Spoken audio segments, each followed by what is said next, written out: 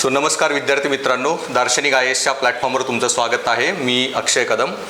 So guys today आपल्याबरोबर आहेत इंटरव्ह्यूसाठी मी मच्छिंद्र गळवे सर.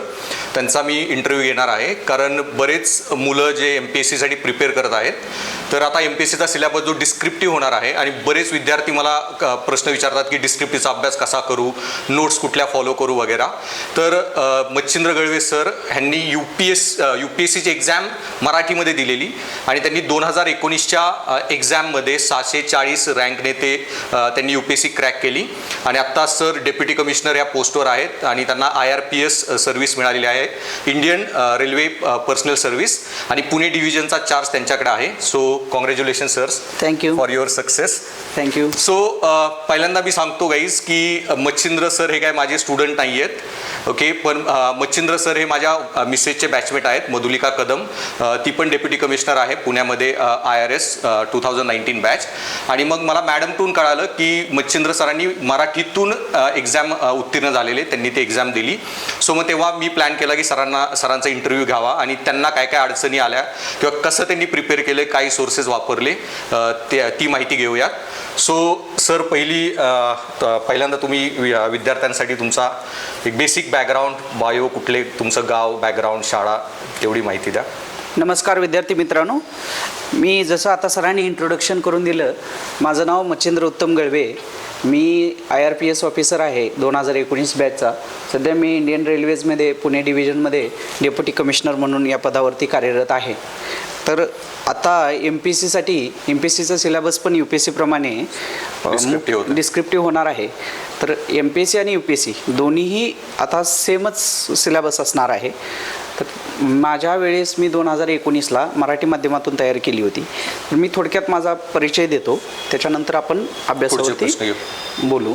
तर मी मूळचा सांगोल्याचा गळवेवाडी या ठिकाणी माझं गाव आहे. गळवेवाडीला मी प्राथमिक शिक्षण माझ्या गावामध्ये केलेलं आहे, इयत्ता 1ली ते 7वी.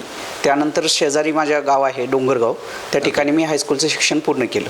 म्हणजे इयत्ता 1लीपासून ते 10वीपर्यंतचं शिक्षण मी सांगोला तालुक्यामध्ये जिल्हा परिषदेच्या शाळेमध्ये आणि मराठी मीडियममधून केलेलं आहे. त्याच्यानंतर 10वीला चांगले मार्क्स मिळाल्यानंतर मी सायन्सला ॲडमिशन घेतलं होतं 11-12वी आणि 2 वर्ष मी सायन्सला जत तालुक्यामध्ये केलं होतं. ओके. त्याच्यानंतर मी आर्ट्सला ॲडमिशन घेतलं. UPSC करायच्या उद्देशानेच मी आर्ट्सला ॲडमिशन घेतलं होतं आणि मी BA पॉलिटिकल सायन्समधून माझं ग्रॅज्युएशन कंप्लीट केलेलं. माझं ग्रॅज्युएशन कंप्लीट झाल्यानंतर 2015ला मी 2016-17 2 अटेम्प्ट दिले होते. त्याच्यामध्ये मी काही यशस्वी झालो नव्हतो, पण 3ऱ्या अटेम्प्टमध्ये मी यशस्वी झालो. ते पण मी सांगायचं विसरलेलो की सरांचा 3रा अटेम्प्ट होता. 3ऱ्या अटेम्प्टमध्येच त्यांनी MPSCमधून परीक्षा उत्तीर्ण केली. आणि सरांचं ग्रॅज्युएशन सर तुम्ही कुठून केलं? मी माझं ग्रॅज्युएशन राजाराम कॉलेज कोल्हापूर या ठिकाणाहून केलं.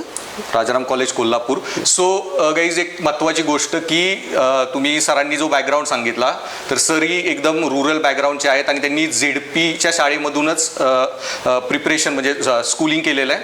आणि त्याच्यानंतर त्यांचेही बॅकग्राऊंड हे मोस्ट ऑफ द जे मुलं आहेत MPSC करणारी गावाकडची, तर ते खूप जे भिलेले आहेत की डिस्क्रिप्टिव्हचा अभ्यास आम्ही कसा करणार आणि कशी एक्झाम देणार.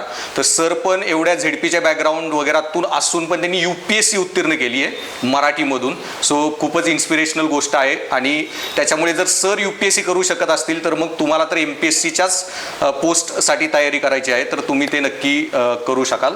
नक्की. सो आता आपण सरांना एक जनरल जे टेक्निकल प्रश्न की बरेच जे मुलं मला विचारतात ते मी सरांना विचारेन आणि सरांचे बेसिक काय काय एक्सपिरियन्स असेल ते. सो सर पहिला सगळ्यात महत्त्वाचा प्रश्न आहे की सोर्सेस तुम्ही काय फॉलो केले की MPSCचे मराठीतून तुम्हाला कुठले सोर्सेस फॉलो केले? अच्छा, आता याच्यामध्ये एक गोष्ट लक्षात घेण्यासारखी आहे.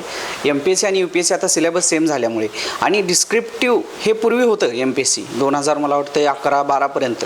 हो, डिस्क्रिप्टिव्ह सुरुवातीला होती, ऑप्शनल पण त्याच्यानंतर मग ते ऑब्जेक्टिव्हमध्ये गेले होते आणि आता पुन्हा डिस्क्रिप्टिव्ह होते. त्यामुळे नवीन असं काही घडतंय असं नाही आहे. मधला एक 10 वर्षाचा काळ त्यांनी ऑब्जेक्टिव्हवरती गेले, पुन्हा ते डिस्क्रिप्टिव्हवर गेलेले आहेत. तर डिस्क्रिप्टिव्हमध्ये जे आपल्याला समस्या असतात, सुरुवातीला प्रश्न आहे की तुम्ही सोर्सेस बुक्सचे कोणते वापरता.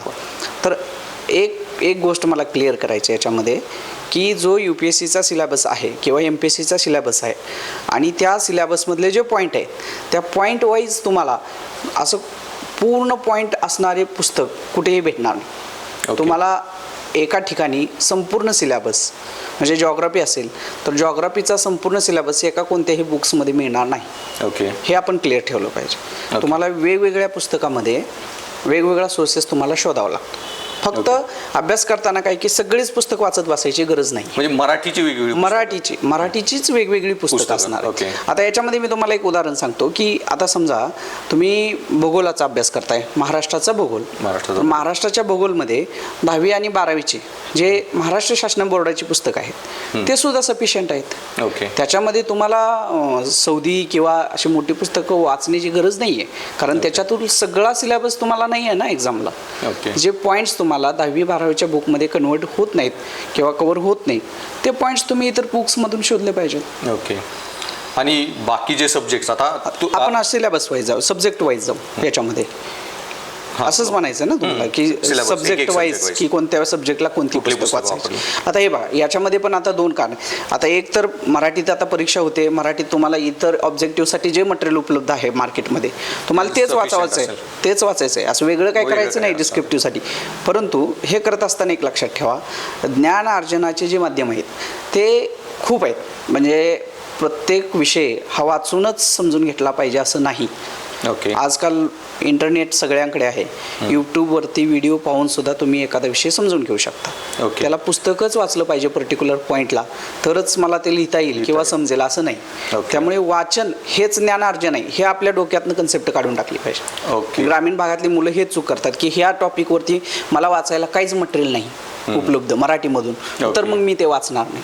पण तेच मटेरियल यूट्यूबवरती मिळतंय तुम्हाला, इंटरनेटवरती सर्च केल्यानंतर त्या टॉपिकविषयी माहिती मिळते तुम्हाला. पण मग तुम्ही जेव्हा प्रिपेअर करत होता ती माहिती म्हणजे तुम्ही इंग्लिश व्हिडिओ बघितले आणि फक्त म्हणजे इंग्लिश व्हिडिओ बघून त्याची माहिती जाणून घेतली आणि म्हणजे मराठीतून माझा असं पॅटर्न असा होता की मी काय करायचो की मराठी माध्यमातून जे पुस्तक आपल्याला अवेलेबल आहेत. आता समजा पॉलिटिकल सायन्स मी वाचतोय तर पॉलिटिकल सायन्समधले काही गोष्टी अशा आहेत ज्या पूर्ण एका पुस्तकामध्ये कव्हर नाही. आता तुम्ही कोळंबे किंवा कोणतेही युनिक अकॅडमी किंवा कुठलेही एखाद्या एक पुस्तक आहे त्यांचं पॉलिटिकल सायन्स त्या विषयासाठी ते विषय मराठीमधून तर ते पुस्तक वाचल्यानंतर मी असं कुठलं रिकमेंड नाही करणार, पण ते पुस्तक वाचल्यानंतर तुमचा पूर्ण अभ्यास झाला का नाही झाला. आता करंटमध्ये पॉलिटिक्समध्ये जे टॉपिक चालू आहे ते त्या पुस्तकामध्ये नसणार आहे, मग ते तुम्ही कुठून कराल. तर त्याच्यासाठी मी सांगतो की जो टॉपिक तुम्हाला अभ्यासायचा आहे आणि त्याचं मराठीत तुमच्याकडे उपलब्ध नाही तो व्हिडिओ तुम्ही इंग्लिशमध्ये किंवा हिंदीमध्ये यूट्यूबमध्ये बघा, त्याचं तुम्ही मनामध्ये कन्व्हर्जन करा. वाटल्यास जर तुमच्या मनामध्ये राहत नाही, डोक्यामध्ये राहत नाही तर तुम्ही पेपरवर नोट्स बनवा त्याच्या तेवढ्या मराठीमध्ये. थोडा वेळ घ्या. सुरुवातीला तुमचं ते शब्द किंवा तुमच्या अंडरस्टँडिंग पेपरवर उतरायला थोडा वेळ लागेल, पण एकदा ते का तुम्ही तो एक्सरसाइज केला की नंतर तुम्हाला रिव्हिजन करताना सोपं जाईल. ओके. सो जे करंट अफेअर असे जे टॉपिक्स आहेत ते आता जर एक्झाम जेव्हा होईल तर जे नोट्सचा जो सोर्सेसचा जो प्रॉब्लेम आहे तर बरेच आता हळूहळू कन्वर्ट झालं, बरेच फॅकल्टीज आपापले बुक्स कन्वर्ट करतील किंवा तसे सोर्सेस अवेलेबल करतील. सो सोर्सेस एवढा इश्यू नाही होणार जो स्टॅटिक पार्ट असेल. ऑप्शनल वगैरेची तर आधी पुस्तकं होतीच, परत ती पुस्तकं येतीलच मार्केटमध्ये. फक्त जो डायनॅमिक पार्ट आहे सरांचं असं म्हणणं आहे की करंट अफेअर असेल वगैरे युट्यूबवर इंग्लिशमध्ये बघून पण समजून घ्या आणि स्वतःच्या भाषेमध्ये नोट्स बनवून. बिलकुल. पण याच्यामध्ये एक गोष्ट अशी आहे की जसं मी माझ्या वेळेस मी UPSC ला जो अभ्यास करत होतो त्यावेळेस मला अडचण खूप यायची की मराठी माध्यमातून UPSC मध्ये आता भारताचा भूगोल हे UPSC किंवा हिंदीमधून असं बुक मला नाही भेटायचं. ओके. तर मी मराठी बुक वाचायचो. मराठीमध्ये सौदी किंवा अजून आहेत बऱ्यापैकी बुक्स आहेत, वेगवेगळ्या अकॅडमीच्या आहेत, पुण्यातल्या पेठातने तुम्हाला ते मिळून जातील. मी आता पर्टिक्युलर नाव घेत नाही, पण तिथं भरपूर बुक्स आहेत. मग मी ते वाचायचो. आता तर मग तुम्हाला महाराष्ट्राचाच अभ्यास करायचा आहे ना, तर ते ऑलरेडी मार्केटमध्ये आहेत ऑब्जेक्टिव्हसाठी. त्यामुळे सोर्सेस हा मॅटर राहणार नाही. फक्त ते सोर्सेस कसे वाचायचे, त्याचं युटिलायझेशन कसं करायचं आणि त्याचं कन्व्हर्जन मार्क्समध्ये कसं करायचं हा बेसिक प्रश्न आहे. त्यामुळे सोर्स आता मला कोणताही तुम्ही पॉईंट दाखवा MPSC किंवा UPSCच्या सिलेबसमधला त्याच्यावर मला बुक मिळत नाही असं कधीच होणार. आणि आता जो नवीन सिलेबस होणार आहे त्याच्यामध्ये मग पहिला जो पार्ट आहे जसे सर म्हणतात हिस्ट्री, जॉग्राफी, पॉलिटी, मराठी त्याचे सोर्सेस मिळतीलच. एकच मेजर सब्जेक्ट आहे इथिक्सचा. सो इथिक्सचा जो पेपर आहे त्याच्या ज्या सोर्सेससाठी सरांनी कसा मराठीत केला ते आपण विचारूया. हे पहा, इथिक्समध्ये दोन गोष्टी आहेत. त्याचे दोन पार्ट्स असतात. ते एका पार्टमध्ये तुमच्याकडे थेरॉटिकल आहे आणि दुसऱ्या पार्टमध्ये तुम्हाला केस स्टडीज असतात आणि केस स्टडीवरती तुम्हाला क्वेश्चन आन्सर ॲप्लिकेशन तुमचं इथिक्स ॲप्टिट्यूड तुमचं तिथं मांडायचं आहे.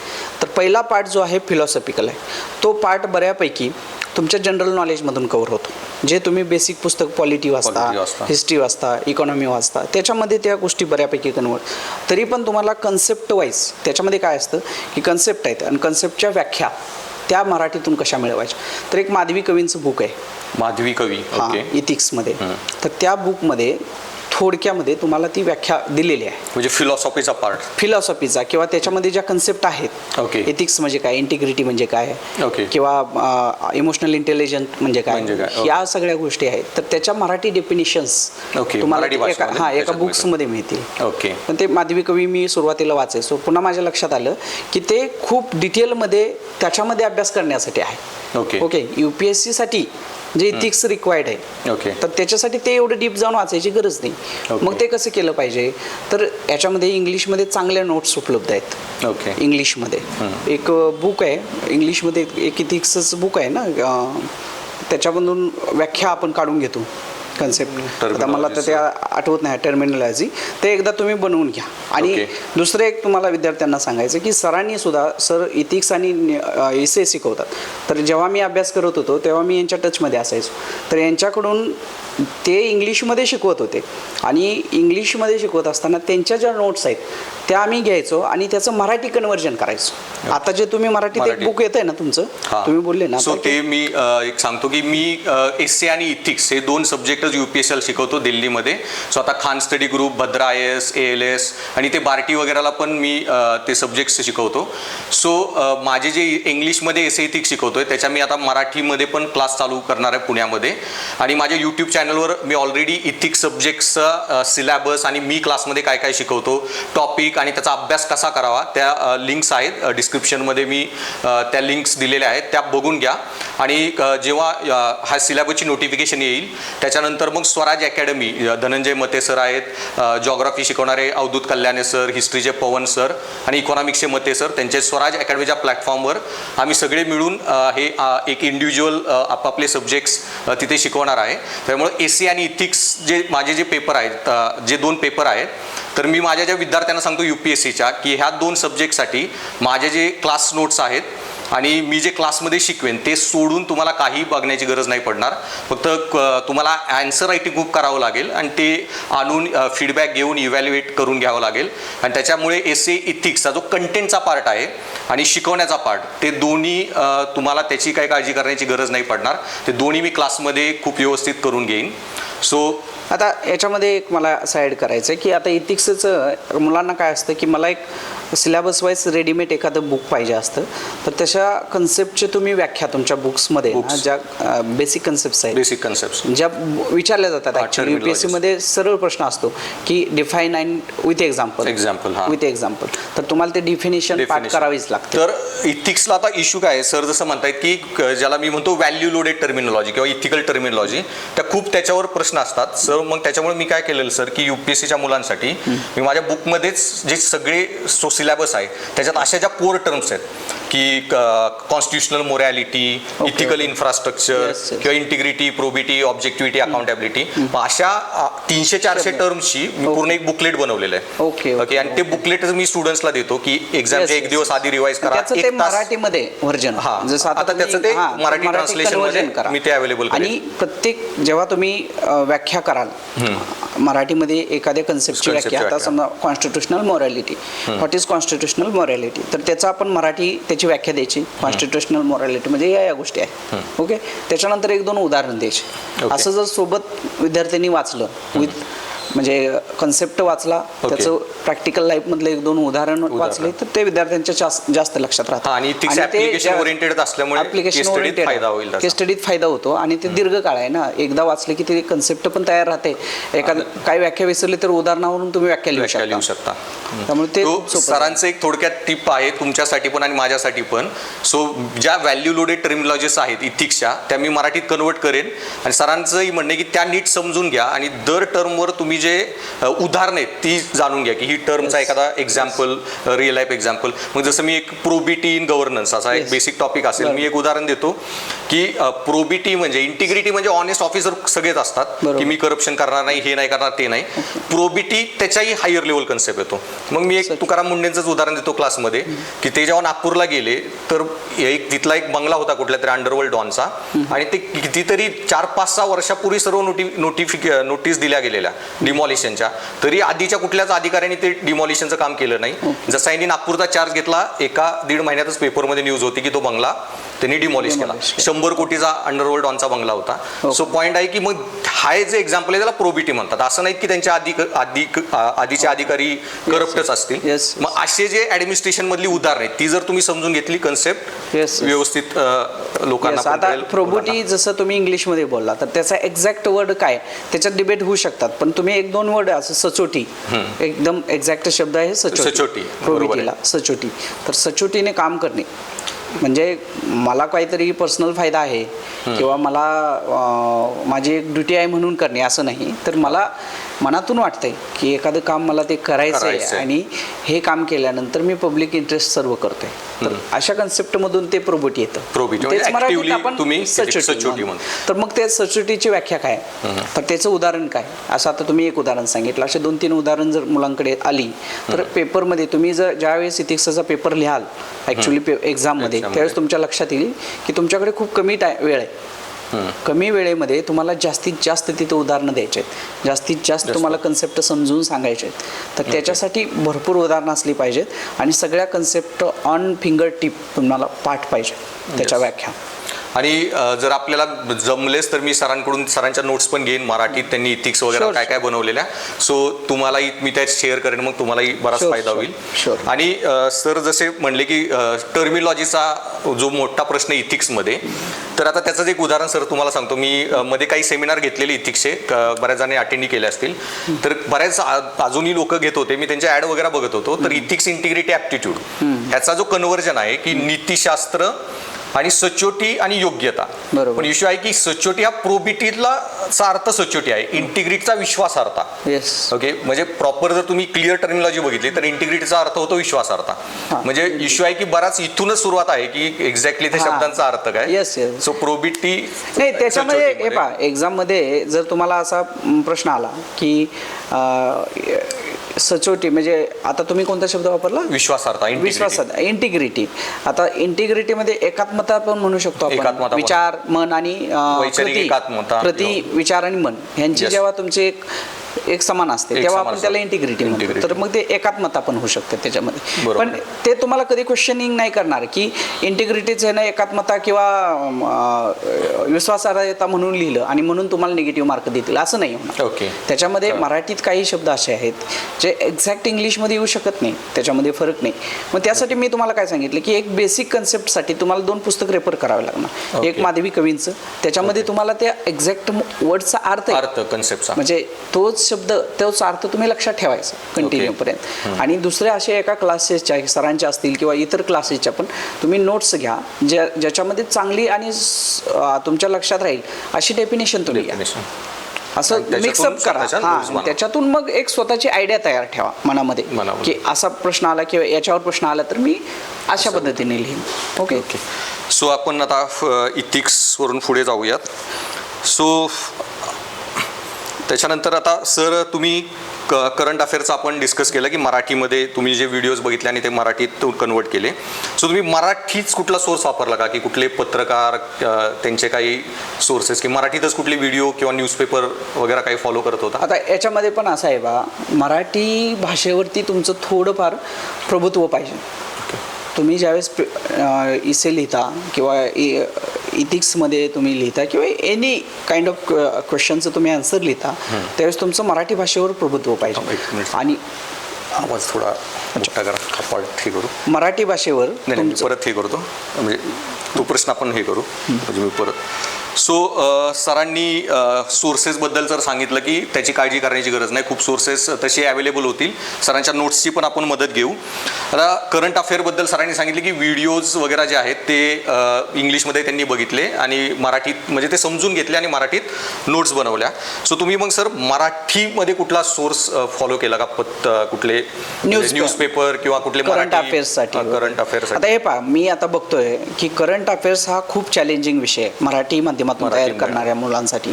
आता UPSC साठी तो चॅलेंजिंग होता, कारण UPSCचा जो प्रश्न विचारण्याचा कल होता तो सगळा आंतरराष्ट्रीय आणि नॅशनल लेवलचे इश्यूज होते. बरोबर. MPSCने जर तोच ट्रेंड ठेवला तर मग मात्र मराठी मुलांसाठी ते चॅलेंजिंग असणार आहे. पण महाराष्ट्रावर फोकस ठेवून महाराष्ट्रातले घटना आणि इव्हेंट्स ह्याच्यावर जर फोकस केला तर काहीच अडचण येणार नाही, कारण आपल्याकडे न्यूजपेपर आहे. त्याच्यामध्ये तुम्ही लोकसत्ता, आता मी ज्यावेळेस अभ्यास करायचो त्यावेळेस लोकसत्ता डेली फॉलो करायचो, कारण त्याच्यामध्ये काय आहे की कोणता तरी एक न्यूजपेपर तुम्ही फॉलो केला पाहिजे ज्याच्यामध्ये चांगल्या प्रकारचं तुमचे जे संपादक असतात त्यांचे अनालिसिस असते एखाद्या इश्यूवरती, किंवा काही बातम्या असतात जे आपल्याला उदाहरण म्हणून वापरता येतात सगळीकडे, आणि किंवा ती मांडण्याची जी एक शैली असते ती शैली आपल्याला त्या न्यूजपेपरमधून मिळते. आणि ते डेली वाचल्यामुळे काय होतं, एक 6-7 महिने जर तुम्ही रेग्युलर न्यूजपेपर फॉलो केला जेन्युअनली तर तुमचं एक भाषेवर कमांड येऊन जातो, मग तुम्हाला शब्दांची अडचण येणार नाही. ओके. त्यामुळे आता पेपर वाचणं खूप गरजेचं आहे. सरांनी जे भाषा शैलीचं बोलले तर त्याच्याबद्दल मराठी भाषेमध्ये आपण कसं प्रभुत्व मिळवावं सरांचं मी ते ओपिनियन घेईन, पण त्याच्या अगोदर फक्त एक गोष्ट सांगतो की जे सोर्सेससाठी मराठीमधून तुम्हाला पॉलिटिकल किंवा करंट अफेअर स्टडी करण्यासाठी एक चांगला सोर्स आहे. ॲक्च्युली तुम्ही ABP माझावर आधी एक प्रशांत कदम म्हणून एक जर्नलिस्ट होते, तर तो माझा चुलत भाऊच आहे आणि आता त्यांनी इंडिपेंडंट स्वतःचा यूट्यूब चॅनल चालू केलेला आहे. आणि मी त्याच्याशीच बोलत होतो आणि तेव्हा सांगितलं, मी डिस्कस करताना त्यांना हेच म्हणालो की आता जे मुलं MPSC येणार आहे आणि त्यांच्यासाठी की तुम्ही जर फक्त त्यांच्यासाठी काही व्हिडिओ ॲनालिसिसचे बनवले टेक्निकल सब्जेक्ट्सचे तर ते खूप फायद्याचं होईल त्यांना. सो तुम्ही त्यांचा यूट्यूब चॅनल बघा, त्याच्यावर बरेच फक्त पॉलिटिकल न्यूजबरोबर बाकी पण इश्यूजचे बरेच तुम्हाला ॲनालिसिस मिळेल मराठी भाषेमध्ये, आणि ते व्हिडिओज ऐकून पण त्यांची भाषाशैली खूप चांगली आहे. सो तुम्हाला ते ऐकून पण बरेच शब्द किंवा भाषाशैली पण चांगली इम्प्रूव्ह होईल. So coming back to the question की सरांनी मराठी भाषा शैलीसाठी तुम्ही काय केलं, कारण बरीच गावाकडची जी मुलं आहेत त्यांना असं वाटतं की आपली जी भाषा आहे की ती थोडी गावठी भाषा वगैरे, मग त्याच्यामध्ये मी उत्तरं लिहिले किंवा तसे शब्द आले तर मला चांगले मार्क मिळतील का नाही. सो भाषेमुळं की मराठीतून आम्ही लिहिणार आणि बरेच जी MPSC मुलं ती इंग्लिशमध्ये पण पेपर देणार, मग त्यांचे इंग्लिशमधले उत्तरं आम्ही मराठीत जी उत्तर लिहिणार आणि ती पण त्याच्यात भाषाशैली चांगली असेल नसेल तर मग त्याच्यासाठी तुम्ही काय केलं? आता हे पहा, याच्यामध्ये बेसिक तुम्ही लक्षात घ्या, जेव्हा 10वी आणि 12वीला आपण पेपर लिहायचो, बऱ्याचदा जे मराठी माध्यमातून जे मुलं शिकलेले आहेत त्यांनी 10वीला पण पेपर लिहिलेले, त्याच्यापासून जॉग्राफी, पॉलिटी, हिस्ट्री होते. आता पण इव्हन त्यांनी ग्रॅज्युएशन केलं असेल आर्ट्समधून तर तिथेही पेपर लिहिलेले आहेत, किंवा 12वीच्या बोर्डाचे पेपर पण लिहिलेले आहेत. भाषेवरती तुम्हाला कधी प्रश्न येणार म्हणजे अशा पद्धतीची अडचण येणार नाही. जे 10वी 12वी किंवा तुम्ही तुमच्या कॉलेज लेवलला तुम्ही ज्या पद्धतीने उत्तरं लिहिली त्याच पद्धतीची उत्तरं इकडे पण अपेक्षित आहेत, फक्त विषय वेगळे आहेत. तिथे तुम्हाला पर्टिक्युलर सिलेबस असायचा, तुम्हाला काही धडे असायचे, त्याच्यावरती प्रश्न उत्तर असायचे. इथे काय आहे, तुम्हाला थोडा व्यापक आहे सिलेबस, मोठ्या प्रमाणात आहे. त्यामुळे तिथे तुम्हाला स्वतःचे शब्द, स्वतःचे अनालिसिस किंवा स्वतःचे आकलन, विचार मांडावे लागतात. हाच फक्त फरक आहे. त्यामुळे आपली भाषा जसं तुम्हाला व्यक्त होता येते ना तसं तुम्ही व्यक्त व्हा, त्याच्यामध्ये जास्त विचार करू नका. एखादा जर लिहित असताना वेगाने तुम्ही लिहिताय आणि तुम्हाला जर शब्द नाही आठवत तर तुम्ही तुमचा गावठी शब्द तिथे वापरू शकता. ओके. त्याच्यामध्ये तुम्हाला काही हा शब्द का वापरला म्हणून निगेटिव्ह मार्क देणार नाही. ओके. ते समजू शकता. एका उत्तरामध्ये 3-4 शब्द असे गेले तर ते काय तुमच्यासाठी निगेटिव्ह नाही. ओके. आपण प्रयत्न करायचा की चांगल्याच पद्धतीने लिहायचं, पण त्याच्यावर स्ट्रिक्ट राहायच नाही. शेवटी तुमचं नॉलेज ते चेक करतात, तुमची लेखनशैली चेक करत नाही. ओके. सो मग म्हणजे सरांच्या म्हणण्यातून 2 इश्यू आहेत की मराठीमध्ये सरांचं म्हणणं आहे की एवढा इश्यू होणार नाही, कारण आपण 10वी पर्यंत मराठीतच लिहिलेलं आहे सगळ्यांनी, आणि आता जरी तुम्ही मराठीत लिहित असेल तर सरांनी 2 शब्द वापरले की आकलन आणि भाषाशैली. तर आकलनाचा पार्ट पुढे मी विचारतो किंवा आकलनाचा इश्यू सरांनी कसा डील केला तेही बघू, पण आकलन हा त्याचं तुम्ही टेन्शन घेऊ नका, कारण क्लासमध्ये कोचिंगमध्ये जी तुम्हाला वैचारिक हे करायचं, विचार कसा करावा, मल्टी डायमेन्शनल कसा विचार करा, ॲनालिसिस कसं करा, रिझनिंग कसं करा, ते सगळं तुम्हाला क्लासमध्ये शिकवलं जाईल. आन्सर रायटिंग किंवा कन्सेप्ट जेव्हा आम्ही शिकू तेव्हा. पण तुम्ही भाषा शैली इम्प्रूव्ह करण्यासाठी तुम्ही काय केलं किंवा काय सांगू शकता? कुठले नॉवेल वाचले किंवा सजेशन काय? आता सुरुवातीला मी काय केलं होतं की माझ्याकडे मी ॲक्च्युली BA मधून केलं होतं, BA पॉलिटिकल सायन्स आहे माझं. तर त्याच्यामुळे मला भाषेचा तसा जास्त गरज नाही लागली वाचायची. तरी पण निबंध आणि इथिक्ससाठी मला वाटायचं की माझी भाषा अजून चांगली पाहिजे, माझ्याकडे चांगला शब्दसाठा पाहिजे. तर त्याच्यासाठी मी मराठी 2-3 कादंबऱ्या आहेत, मी तुम्हाला सजेस्ट करेन. एक शिवाजी सावंतांची मृत्युंजय एक आहे आणि ययाती वि. स. खांडेकरांची ययाती कादंबरी. त्या 2 जर वाचल्या एखाद्या नवीन माणसानं सुद्धा, ज्याला मराठीचा गंध नाही पण त्यानं जर त्या वाचल्या, तर त्या कादंबरीच्या माध्यमातून तुमच्याकडे शब्दसाठा तयार होईल, है की नाही? आणि कहाणीच्या माध्यमातून तो सांगतो प्रत्येक इव्हेंट्स, घटना, त्याच्यामध्ये सगळ्या प्रकारच्या भावना व्यक्त केल्या गेलेल्या आहेत. तर त्या भावना व्यक्त करणे किंवा आपले विचार मांडताना ते कसे फ्लोमध्ये यावेत आणि त्याच्यामध्ये मग एक इंटरेस्ट तयार झाला पाहिजे. तर हे जे शैली आहे ते आपोआप वाचल्यानंतर आत्मसात होते आणि कुठे ना कुठे फायदा होतो. म्हणून मी या 2-3 कादंबऱ्या होत्या त्या वाचून घेतल्या, जेणेकरून मला निबंध लिहिताना इथिक्समध्ये कुठे अडचण येऊ नये. आणि सर, ही जे सरांनी आता गोष्ट सांगितली तुम्ही खरंच सिरियसली घ्या, कारण सर आता मी आता 11वी-12वी झाल्यावर सगळे इंग्लिश मिडियम आणि इंजिनिअरिंग पण सगळी इंग्लिशमध्ये, परत मी IT मध्ये जॉब केला. सो मराठीचा माझंही 10-12 वर्ष खूप डिस्कनेक्ट होता. त्यामुळे माझी मराठी खरंच खूप वाईट होती. पण नंतर लग्न वगैरे झाल्यावर माझ्या मिसेसला आणि तिची आई मराठीमध्ये त्यांनी PhD केलेली आहे. सो त्यांनी जे बरेच पुस्तकं वगैरे वाचण्यामुळं मलाही तिच्यामुळं कळायला लागलं की माझे मराठीचे शब्द वगैरे खूपच वाईट आहे किंवा भाषाच ग्रॅमॅटिकली पण खूप वाईट आहे. पण नंतर मग मी ज्या मराठीत कादंबऱ्या वाचल्या की हिंदू, जगण्याची समृद्ध अडगळ वगैरे, अशा बऱ्याच मी नंतर कादंबऱ्या वाचल्या. आधी वाचायचो, मग ते ऑटोमॅटिकली कादंबऱ्या वाचून बराच फरक पडतो. तेवढं म्हणजे सरांचं खूप पॉईंट बरोबर आहे. सो तुम्हाला एक फ्लोमध्ये कशी उत्तर लिहावं किंवा निबंधाला वगैरे ती मांडणी कशी करावी. तर सर, तुम्ही कुठले नॉवेल मग 2-3 किंवा असे 5 नॉवेलचे कुठले नावं सांगू शकता की ऍक्च्युली याच्यामध्ये मी तुम्हाला ना लेखकांची नावं सांगतो, म्हणजे जेणेकरून तुम्ही कादंबऱ्या, आता मला सगळ्या आठवणार नाहीत, पण मी तुम्हाला 2 सांगितल्या की ययाती एक मृत्युंजय, त्याच्यानंतर श्रीमंत योगी नावाचे कादंबरी आहे, रणजित देसाई यांची ऐतिहासिक घटनावरती आहे. तर या 2-3 लेखक आहेत आपल्याकडे. किंवा तुम्ही कुसुमाग्रजांच्या कविता वाचा. कुसुमाग्रजांच्या कवितामध्ये ना तुमच्याकडे इतक्या मोठ्या प्रमाणात चारोळ्या आणि काय म्हणतो आपण त्याला मराठीमध्ये वाक्यप्रचार वगैरे तुम्हाला इतके मिळतील की निबंधामध्ये तुम्ही ते वापरू शकता. मग तुम्ही असे काय सर ते वाचून त्याची काय शब्दकोश बनवला वेगळा का? ऍक्च्युली माझ्याकडे तो शब्दकोश मी बनला नाही, म्हणजे मी स्वतः नाही बनवला, पण असेच माझ्या मित्रमंडळीपैकी भरपूर लोकांनी जे निबंधामध्ये भाग घ्यायचे किंवा जे वक्तृत्व स्पर्धेमध्ये जाऊन भाषण करायचे त्यांच्याकडून मी त्या चारोळ्या घ्यायचो तेव्हा. आता माझ्याकडे ते कलेक्शन नाही आहे, पण तुम्ही तुमच्या आसपास जे लोक असे भाषणाची तयारी करतात, निबंधाची तयारी करतात, त्यांच्याकडून तुम्ही ऑथेंटिक अशा चारोळ्या तिथून घेऊ शकता आणि त्याबरोबर निबंधात त्या परिस्थितीमध्ये टाकून तुम्ही मांडू शकता. सो जसं मी आता सरांकडून ही जे सरांनी काही पुस्तकं रिकमेंड केले, तसेच मी माझ्या मिसेसला आणि अजून एक ऑफिसर आहेत, तर त्यांनी मराठीतून ते एक्झाम दिलेली, त्यांच्याकडूनही अशी पुस्तकांची मी लिस्ट घेईन आणि मी एक सेपरेट व्हिडिओ बनवेन की कुठली पुस्तकं तुम्ही कादंबऱ्या वाचा आणि जनरल त्याचे शब्दकोश कसे बनवा वगैरे.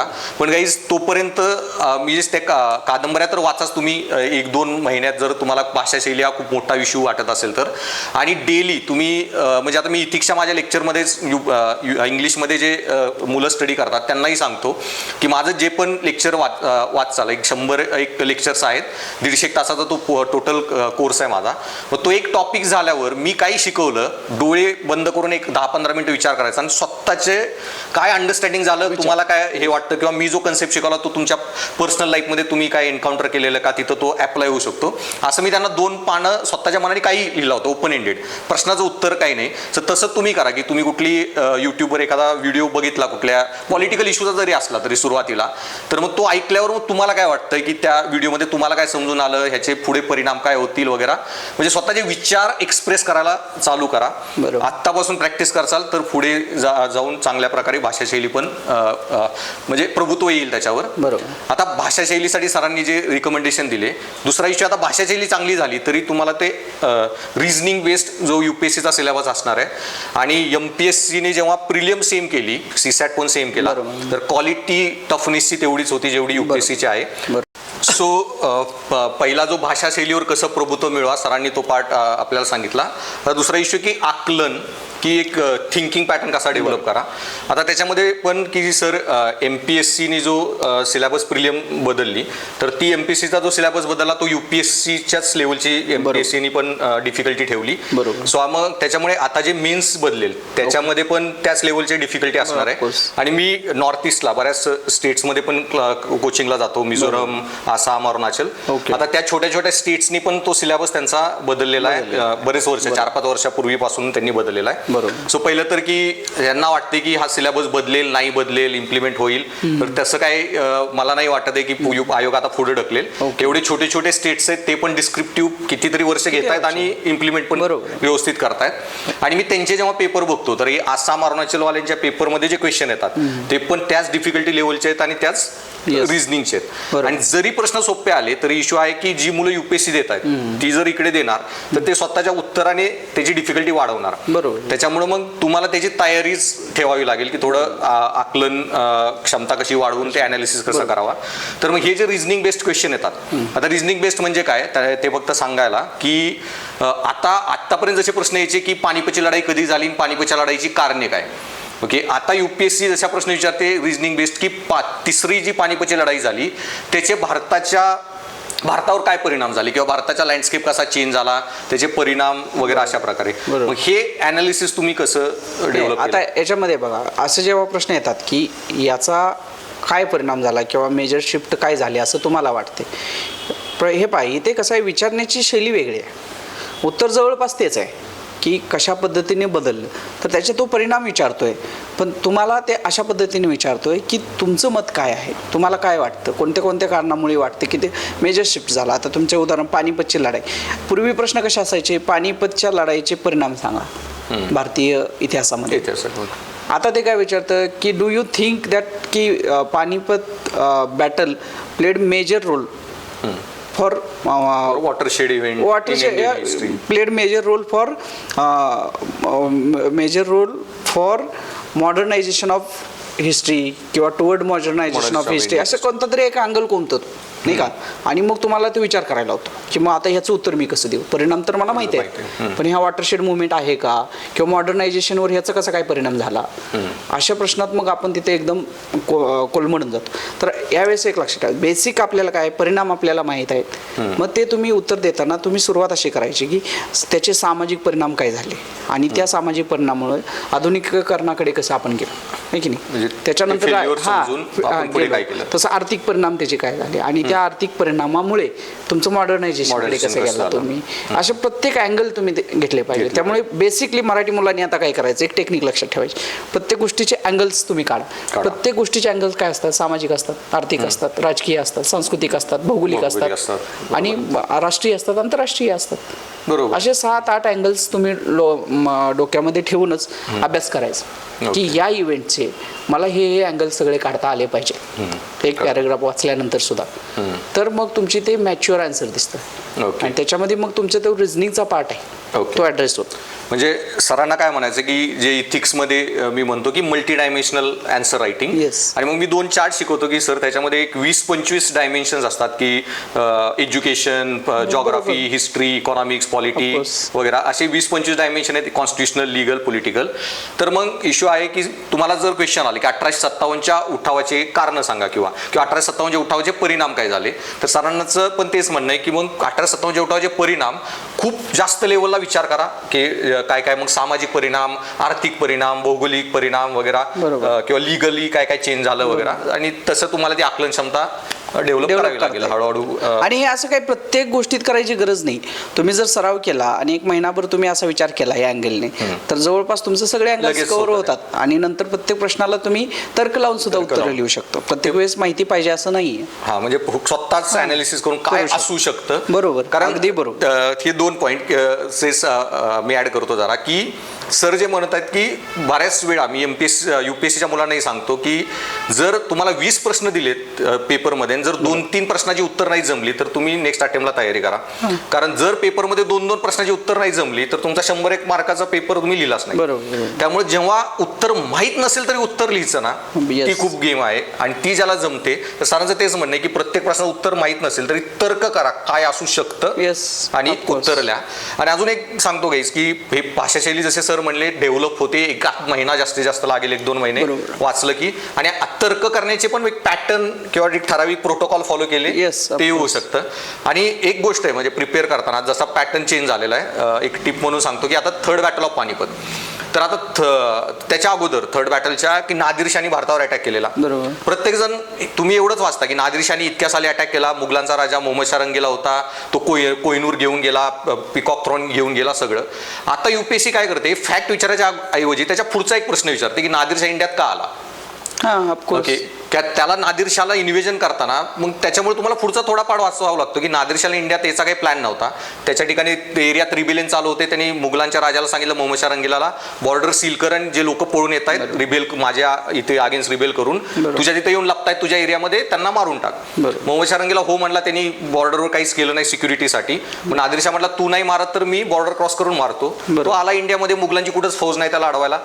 तो पोचत दिल्लीत पोचला तरी कुठंच मुघल नाही, दिल्ली येऊन लुटून घेऊन गेला. मग हे एक पुढचा प्रश्न फक्त एक स्टेप ते विचारतात की असं का झालं. सो कुठली गोष्ट वाचताना लक्षात ठेवायची, प्रत्येक गोष्ट का अशी झाली असा वाय प्रश्न कंटिन्युअसली विचारा. तो बेसिक पॅटर्न लक्षात ठेवायचा. कोणताही इव्हेंट तुम्ही वाचल्यानंतर फक्त वाचताना तुम्ही या गोष्टींचा विचार करायचा, का कशासाठी आपण का वाचतोय, आपल्याला ते माहिती गोळा करून कुठेतरी लिहायची आहे ना, लिहायची आहे. तर ते लिहिता आलं पाहिजे आपल्याला. हा एक बेसिक आहे त्याच्यामध्ये. म्हणजे पण का म्हणजे कुठले की कुठले तुम्ही अँगलनी म्हणजे बघायचा की नाही, त्याच्यामध्ये 3 अँगल आहेत ना, की का, कशासाठी, ओके, का म्हणजे इव्हेंट का घडला ते, आणि आपण का वाचतो ते. हे 2 महत्वाचं. आपण एक्झामसाठी वाचतोय, हे सगळं वाचून आपल्याला ज्ञानी बनायचं नाही, आपल्याला उत्तर कसं लिहिता आलं पाहिजे, हा आपला पर्पज. आणि तो इव्हेंट का झाला, जसं तुम्ही म्हटला नादिरशाह भारतामध्ये आला, का आला, त्याचं काय कंपल्शन होतं, पॉलिटिकल कंपल्शन काय होतं. तर मग ते कंपल्शन जर ते नसतं तर मग UPSC आजकाल तुम्ही बघा पॅटर्न असं विचारते, डू यू थिंक दॅट की if Nadir Shah would have not come to India but would have been the picture of history, असं विचारू शकते. आणि अशी विचारते काय झालं असतं, तुम्ही सहज एक कल्पना विलास करू शकता.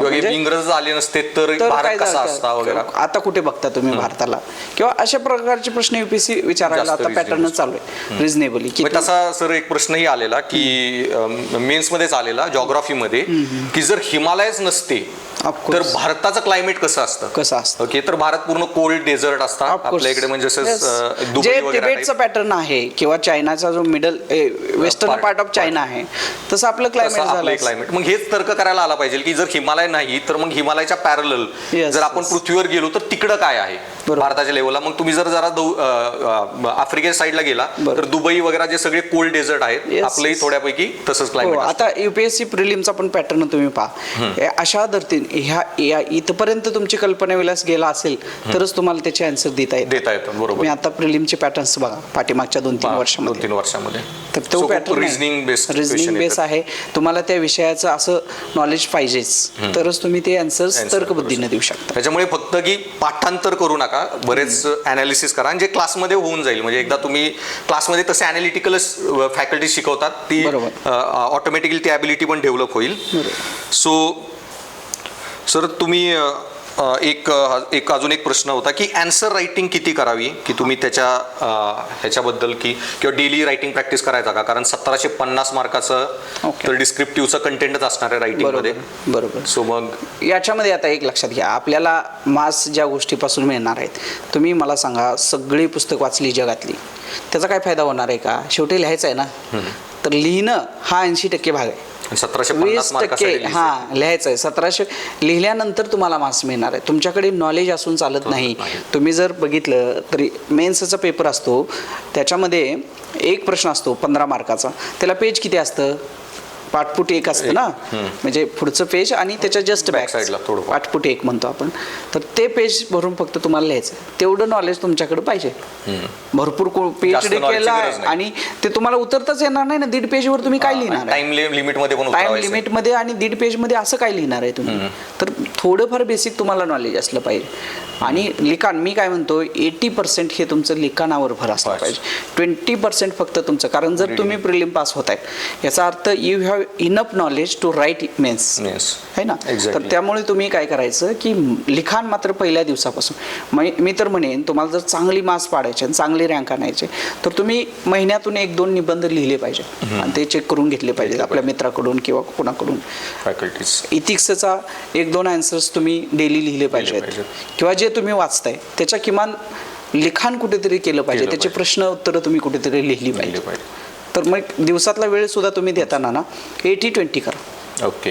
सो म्हणजे सर जे म्हणतात ते फक्त एक टीचरच्या लँग्वेजमध्ये सांगायला सर, की मी स्टुडंटला तेच म्हणतो की मेन्समध्ये तुम्ही प्री क्रॅक केली आहे, 15,000 आलेला आहे, तर मी म्हणतो की प्री क्रॅक करणं जास्त अवघड आहे रादर दॅन मेन्स. कारण मेन्स खूप स्ट्रॅटेजीमध्ये तुम्ही प्लॅन करू शकता. एसी इथिक्समध्ये मार्क आणणे वगैरे स्ट्रॅटेजीने आरामात होऊन जातं.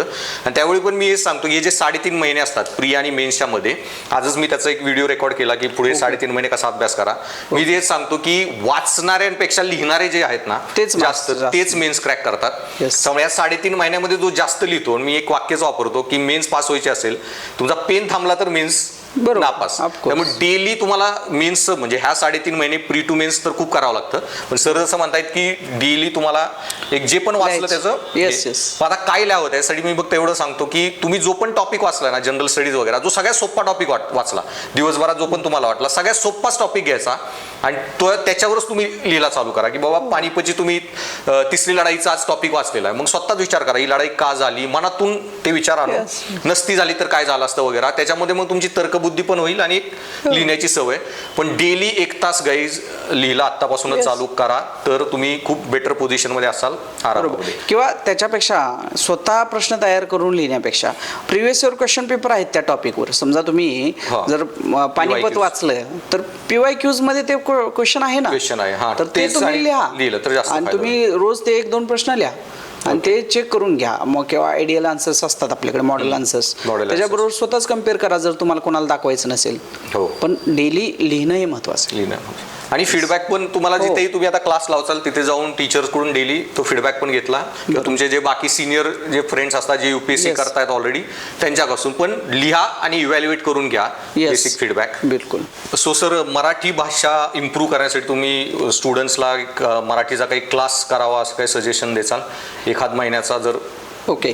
नाही, याच्यामध्ये तुम्ही असं करू शकता की मी सांगितल्याप्रमाणे तुम्हाला मराठीचा गंध सुटला आहे, म्हणजे तुम्ही जसं म्हटलं 10वी नंतर किंवा 12वी नंतर लोक इंजिनिअरिंगला गेली, डॉक्टरेटला गेली, त्यामुळे तुमच्याकडे मराठीचा गंध नाही आहे, नाळ तुमची तुटलेली आहे थोडक्यात. तर तुम्हाला काय करावं लागेल ह्या परिस्थितीमध्ये? मी सांगितल्याप्रमाणे कादंबरी, पण तुम्हाला ते बोरिंग वाटते कादंबरी, तर मराठी साहित्यावर यूट्यूब चॅनल्स आहेत. जसं तुम्ही म्हटला की पत्रकारांचा अनालिसिस पण तुम्ही वाचा, किंवा यूट्यूब चॅनल्स आहेत ज्याच्यामध्ये मराठी साहित्यिक येतात, बोलतात, भाषण करतात, ते तुम्ही फॉलो केलं पाहिजे. ओके. किंवा जर क्लास ॲज सच मराठीचा व्याकरणचा वगैरे क्लास लावून तुमचं काही ते सुधारणार नाही. ओके. याच्यामध्ये एक तर तुम्हाला डेली वाचन वाढवावं लागेल न्यूजपेपरमधून, आणि डेली जो तुम्ही आता अभ्यास करणार आहे ते वाचल्यामुळे तुमचं शुद्ध लेखन वाढेल. शुद्ध लेखनाचा खूप त्याच्यामध्ये इफेक्ट आहे. लोकांचं प्रश्न असतात, मला खूप ठिकाणी विचारतात की अशुद्ध लेखन असेल तर मार्क्स कट करतात. मार्क्स कट करत नाहीत, पण तुमचं इम्प्रेशन डाऊन होतं. आता मला सांगा, 2 तुमच्याकडे समोर पेपर आहेत, एका पेपरमध्ये जर एक चांगल्या पद्धतीने लिहिलं आहे ज्याच्यामध्ये काही ग्रामॅटिकल मिस्टेक नाही आहे, आणि तुमच्याकडे तुम्ही पण सेम लिहिलेलं आहे पण तुमच्या ग्रामॅटिकल मिस्टेक आहे, तर तुम्हाला तो कुठेतरी मार्क्स कमी देणार एक्झामिनर. त्यामुळे इथे कसं आहे, इथे तुमचं इव्हॅल्युएशन नाही आहे, तुमच्यासोबत कम्पॅरिझन पण आहे. त्यामुळे कम्पॅरिझनमध्ये तुम्ही टिकून राहिले पाहिजे.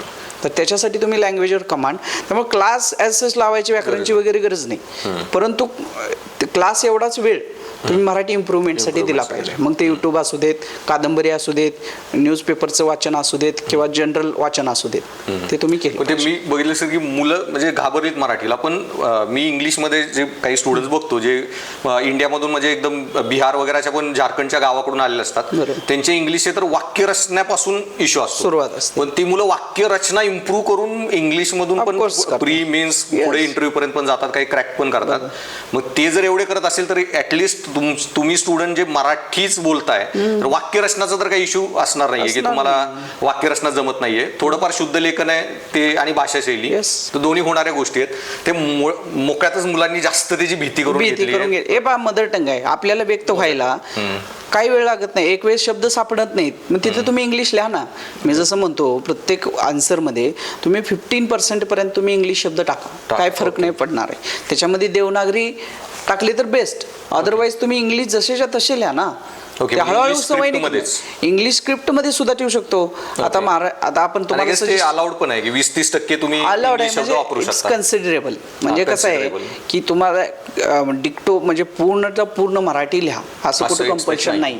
तुमचं काय ते अपेक्षित काय आहे आयोगाला की या प्रश्नाचं उत्तर हा मॅच्युरिटीने देतोय की नाही एवढंच चेक करायचं. तो भाषा हे बॅरियर नाहीच आहे ना.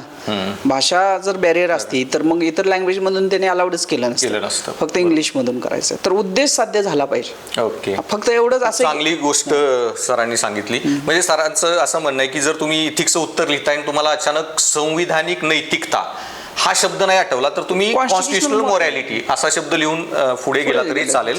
फक्त उत्तरामध्ये की तुमचा जो मुद्दा आहे तो व्यवस्थित त्या एक्झामिनरला कळला पाहिजे, कारण त्यांना क्लर्क नकोय, त्यांना देश चालवायला अधिकारी पाहिजे ज्याला तो मुद्दा व्यवस्थित कळतोय, समजतोय, तो इश्यू सॉल्व्ह करू शकतो.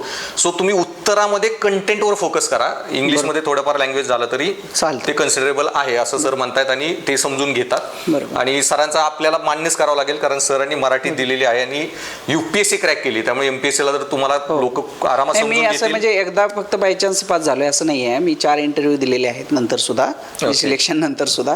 त्यामुळे every time 4 interview, it's not a joke. मी फक्त मराठी देऊन मेन्स देताना फक्त पहिल्यांदा फेल झालो होतो. मला फक्त 10 मार्कांनी माझा इंटरव्ह्यू कॉल गेला होता मराठी माध्यमातून UPSC देताना. त्याच्यानंतर मी कधीही इंटरव्ह्यू फेल म्हणजे मेन्स फेल झालेला नाहीये. ओके, किती इंटरव्ह्यू दिले सर तुम्ही? मी 4 इंटरव्ह्यू दिलेले आहेत टोटल. 4 इंटरव्ह्यू म्हणजे सरांनी सिलेक्शन पकडून. सो 4 वेळा मेन्स मराठीतून क्रॅक केलेली आहे. खूपच इन्स्पिरेशनल रिअली गोष्ट आहे ही. आणि त्यामुळे मी तर सरांच्या सगळ्या नोट्स घेईन, सरांनी कशा प्रिपेअर केलं सगळं त्याच्यावर अनालिसिस करेन आणि तुम्हाला तेही मी प्रेझेंट करेन. आणि बुक रायटिंगसाठी सरांनी सांगितलं तेही व्हिडिओज बनवेन.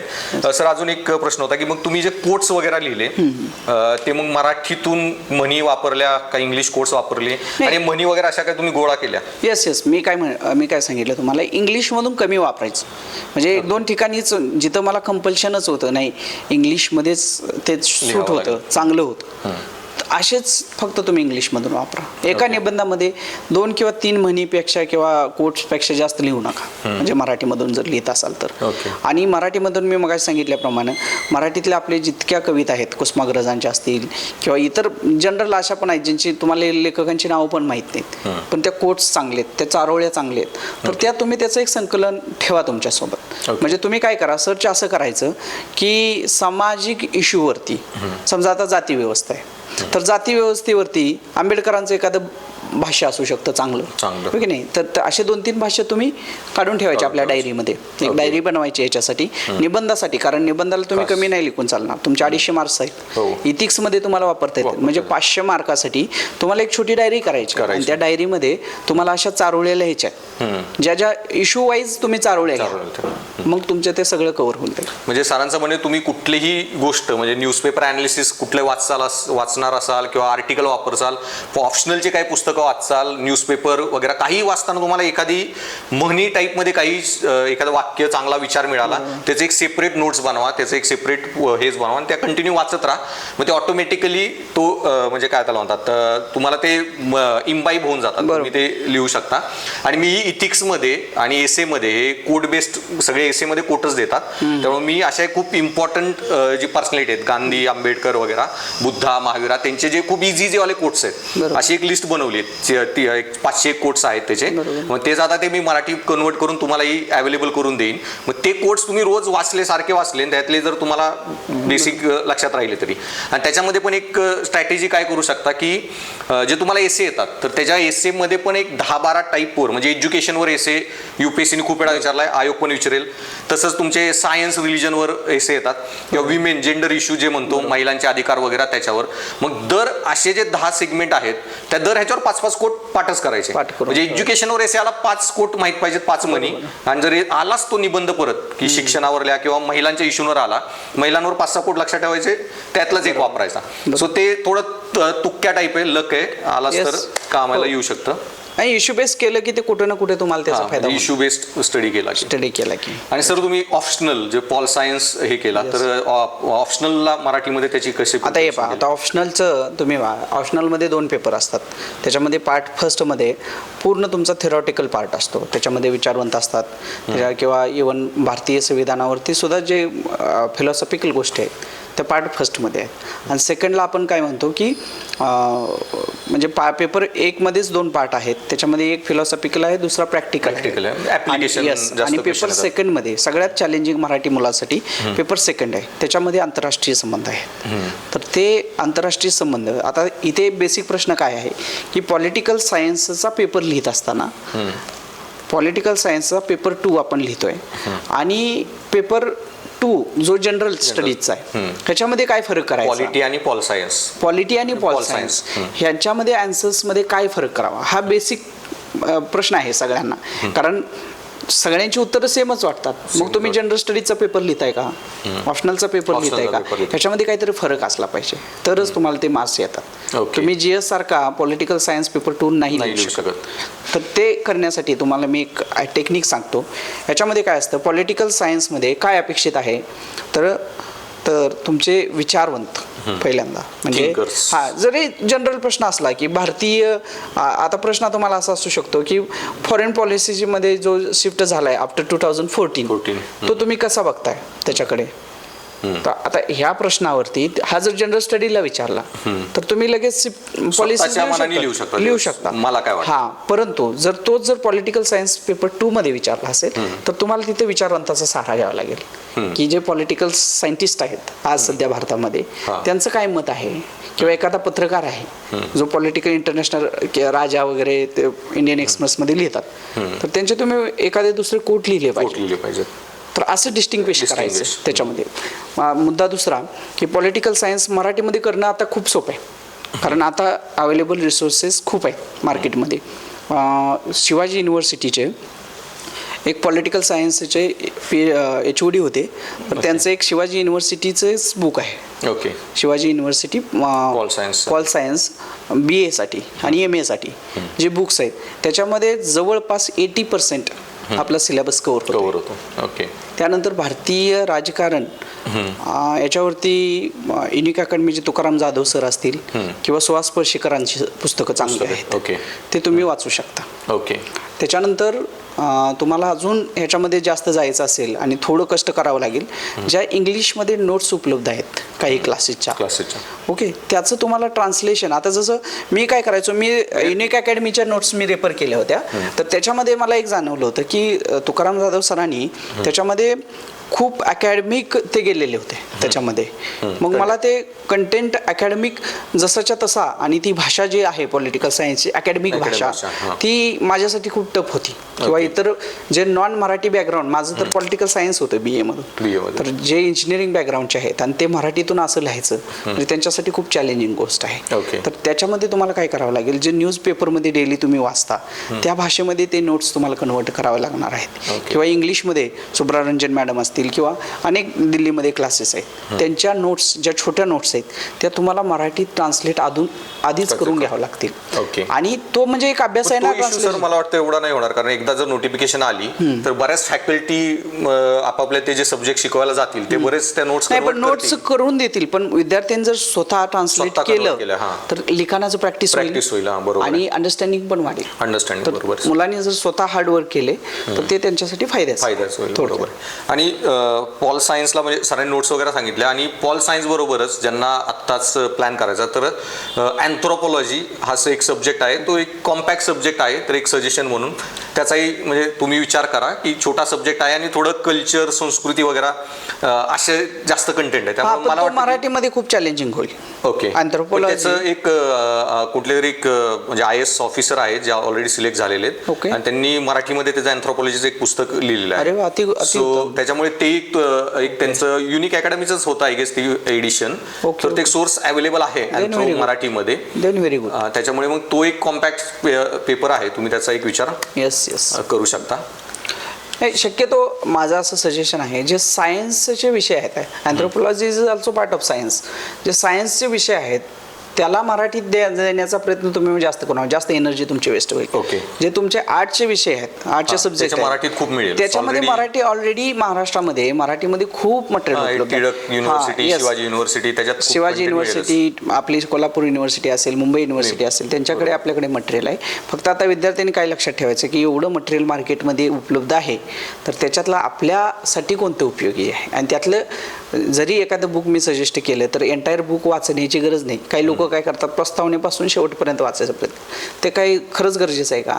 तर असं नाही आहे. तर मी एखादी बुक लिस्ट बनवेन, ऑलरेडी माझ्याकडे असेल, पण मी तुम्हाला प्रोव्हाइड करतो, तुम्ही ते डिस्क्रिप्शनमध्ये देऊन टाका मुलांना. त्या बुक लिस्टमधले टॉपिक्स कोणते कोणते आहेत सिलेबसला तेवढेच वाचण्याची गरज आहे, बाकी सगळं वाचत बसायचं नाही.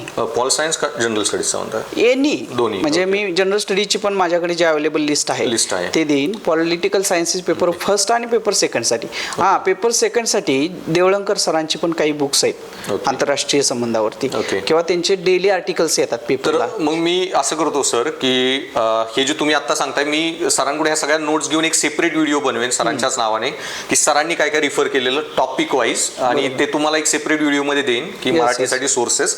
सो म्हणजे ते कॉम्प्रिहेन्सिव्हली प्रत्येक गोष्ट सांगता येईल. सो तसा एक मी सेपरेट व्हिडिओ बनवेन त्याचा. सो हे झाल्यावर फॉलोअपमध्ये मग ते, कारण मलाही आता एका दोन शब्द ते लक्षात नाहीत राहणार सोर्सेसमध्ये. सो डिटेलमध्ये आपण त्याचं एक separate recording. Sure. So last question sir, as a teacher तुम्ही मला काय फीडबॅक द्याल? मी आता SE एथिक्सची बॅच चालू करेन आणि पुढे जाऊन एखादा ऑप्शनल पण मराठीमध्ये जमलं तर. येस. सो हे पहा, आता मुलं जेव्हा अभ्यास करायला लागतात मराठी माध्यमातून, कारण मी ऑथेंटिकली म्हणजे अथॉरिटिव्हली मी सांगू शकतो तुम्हाला की मराठी माध्यमातल्या मुलांना काय प्रश्न आहेत किंवा काय त्यांच्या अडचणी आहेत. तर मुलांना अशा गोष्टींची गरज आहे की ज्या ठिकाणी कंप्लीट पॅकेज तुम्ही त्यांना दिलं पाहिजे. म्हणजे जर तुम्ही इथिक्स शिकवताय ना, तर इथिक्समध्ये A to Z तुम्ही तुमच्या व्हिडिओजमध्ये शिकवलं पाहिजे आणि त्याच्यात तुम्ही नोट्स त्यांना दिल्या पाहिजेत. म्हणजे एका सोर्सवरती त्यांचं काम होऊन जाईल, म्हणजे दुसरं त्यांना भरकटायची गरज नाहीये. ओके. नाहीतर मग काय होतं की त्यांचं मग ते कष्ट वाचतं. ओके. तुमच्या कंटेंट मी सगळं तयार करून दिलं पाहिजे, रेडीमेड. तुम्ही सगळा रेडीमेड करून तुमच्या क्लासेसमध्ये तुम्ही ते शिकवलं पण पाहिजे आणि तो पूर्ण कंटेंट तुम्ही त्यांना दिला पाहिजे. तर मग ते तुमच्यावर पूर्ण डिपेंड पण राहतील आणि मुलांचं याच्यातून खराच फायदा होईल. ओके. दुसरं असं, इसेसाठी हे तर ठीक आहे, आपण आता जी चर्चा केलेली आहे ते तर मुलं करतीलच, पण त्या मुलांकडून ते करवून घेणे आणि त्यांना टार्गेट देणे आणि त्यांच्याकडून निबंध लिहून घेणे, ते इव्हॅल्युएट करणे किंवा ते लिहिण्याची पद्धत, हे एक. तिसरा महत्त्वाचा पॉईंट असा आहे, सोर्सेस झाले, शिकवणं झालं, पण ते घ्यायचं कसं, लिहायचं कसं, म्हणजे मेथड. हा, येस, आन्सर रायटिंगची किंवा ज्ञान अर्जनाचे मेथड्स काय असले पाहिजे. ओके. म्हणजे मी काय म्हणतो, काय प्रिलिम पास व्हायचे ना तुम्हाला, तर तुम्ही वाचत बसू नका पूर्ण इंटायर जो लक्ष्मीकांत वाचतात पॉलिटिकल सायन्स मध्ये 650 पानाचं किती आहे, किती 800 एडिशन 800-900. मी कधीही माझा पॉलिटिकल सायन्स असून मी कधीही लक्ष्मीकांत वाचलं नाही. ओके. का वाचलं नाही? तर मी अभ्यास करताना काय करायचं, उलटा अभ्यास करायचं. MCQ सोडवायचे. MCQ सोडवलं की तुम्हाला त्यातले बेसिक खाचाखोचा कळत जातात. उलट अभ्यास, रिव्हर्स स्टडी करायचं. त्यामुळं जिथं तुमचं अडचण आली आहे, जिथं तुम्हाला कळत नाही आहे किंवा जिथं तुमचे MCQ जास्त चुकतात, त्या ठिकाणीच पुस्तक जाऊन वाचलं पाहिजे. त्यामुळे आपला जो पारंपरिक आहे ना की आधी मी पुस्तक वाचणार, मग मी अभ्यास करणार आणि मग प्रश्न समजून घ्या, मग कंटेंटकडे जावा. हा दृष्टिकोन तुम्ही बदलला. ओके. मग सर जसे म्हणाले की मी एसए मध्ये पण सर मग काय करतो की क्लासमध्ये आता UPSC ला पण स्टुडंट शिकवतोय, पहिले 2-3 लेक्चर UPSC चे पहिले 8-10 वर्षाचे जे एसएचे टॉपिक आलेत Yes. तो काय होता, त्याचं इंटरप्रिटेशन काय आणि लिहिलं काय पाहिजे, लिहिलं काय आणि त्याच्यानंतर मग एसे कसा लिहायचा त्याचे काही लेक्चर असतात आणि मग कंटेंटच गाणं Yes. म्हणजे फिलॉसॉफीचा जो हे असेल. सो एसी इथिक्स मध्ये तर काहीच कंटेंट माझ्या ज्या नोट्स आहेत त्या कन्वर्ट मी सगळ्या करेन. सो जे एसे आणि इथिक्सचं जे कंटेंट आहे सो मी ते पूर्ण अवेलेबल करेन. त्याची तुम्हाला काही काळजी करण्याची गरज नाही. मी UPSCच्या मुलांनाही सांगतो की वन स्टॉप सोल्युशन. सो माझे क्लासेस आणि जे मी नोट्समध्ये देईन तुम्हाला दुसरं काही वाचावंच नाही लागणार. आणि त्याच्या बाहेर जर क्वेश्चन आला तर तुम्ही काळजी करू नका, तो कुठल्याच क्लासच्या किंवा कुठल्या याच्या नोट्समध्ये असणारच नाही. एवढ्या माझ्या त्या कॉम्प्रिहेन्सिव्ह नोट्स आहेत आणि खूप सारे केस स्टडीज वगैरे म्हणजे वेगवेगळ्या इश्यूवरच्या मी त्या कव्हर करतो. आणि मी डिस्क्रिप्शनमध्ये जे लिंक्स दिल्यात त्या बघून घ्या. UPSCचा पूर्ण सिलेबस मराठीमध्ये डिस्कस केला इथिक्सचा. आणि त्याच्यानंतर मी काय शिकवतो त्या तत्वज्ञान आणि मानसशास्त्रचा जो भाग आहे ॲडमिनिस्ट्रेटिव्ह इथिक्स वगैरे तो प्रशासनाचा भाग, त्याच्यामध्ये मग मी नोट्समध्ये काय काय शिकवतो आणि काय आयोगाला अपेक्षित आहे, कशा प्रकारचे प्रश्न आले ते सर्व तिथे डिस्कस केलेलं आहे. आणि पुढे मागे मी सेमिनारही घेईन नोटिफिकेशन झाल्यावर, तर तोही अटेंड करा. बाकी काही जणांनी केला पण असेल आधी seminar attend. So that's all. Sir तुम्हाला काही नाही, आता याच्यामध्ये मला थोडं ॲडिशन करायचं आहे की आता हे पहा, मराठी मुलांनी सगळीकडे सोर्सेस शोधत बिधत बसायची आता गरज नाही आहे जास्त. आता इथिक्स आणि निबंधावरती तर तुम्ही स्वतः बुक लिहिताय याच्यामध्ये. सरांचा अनुभव आहे, फक्त आता मराठीत कन्वर्ट करायचं चालू आहे. सरांचा अनुभव आहे 10 वर्षाचा. त्यांनी मराठी मीडियम असेल इंग्लिश मीडियममधल्या मुलांना मार्गदर्शन केलेलं आहे. तर तुम्ही त्यांच्या नोट्सचा, त्यांच्या अनुभवाचा, त्यांच्या लेक्चरचा फायदा घ्या. सगळ्यात अंतिम उद्देश काय आहे की आपल्याला कोणत्या चॅनलच्या माध्यमातून आपल्याला त्या प्रकारची माहिती आणि ज्ञान मिळते, तर ते घ्यायची संधी आपण सोडायची नाही. त्यामुळे तुम्ही या चॅनलला लाईक करा, सबस्क्राईब करा आणि शेअर करा. त्याचबरोबर सरांनी जे कष्ट घेतलेलं आहे, जे इथिक्स आणि निबंधावरती तुम्ही जे बुक लिहिताय त्या बुकचा तुम्ही फायदा करून घ्या. आणि तुम्हाला तुमच्या येणाऱ्या एक्झामसाठी मी माझ्याकडून शुभेच्छा देतो. चांगल्या पद्धतीने प्रामाणिक पद्धतीने अभ्यास करा. यश तुमचं नक्की आहे. सो धन्यवाद सर, तुम्ही वेळ दिल्याबद्दल. आणि इतक्या लगेच सरांची सुटका नाही, कारण सरांना मी नंतरही टचमध्ये जर नोट्ससाठी राहीनच. आणि जेव्हा क्लासेस आपले चालू होतील सरांना मी बरेच लेक्चर किंवा सेमिनारही घ्यायला लावेन तुम्हाला 1-to-1 इंटरॅक्शनला. सो त्यावेळी माझ्या मिसेस त्या मॅडमही असतील आणि सर पण असतील. सरांचे अजून काही बॅचमेट्स वगैरे त्यांची आपण सेमिनार ठेवूया. सो पण सरांचा इंटरव्ह्यू मला, कारण त्यांनी मराठीतून एक्झाम क्रॅक केलेली आहे, त्यामुळे सर तर तुम्हाला हे जास्त वेळ क्लासमध्ये आपण बोलूच त्यांना इंटरॅक्शनसाठी. Sure, धन्यवाद sure, sir. Thanks Welcome. For your time. Okay, thank you.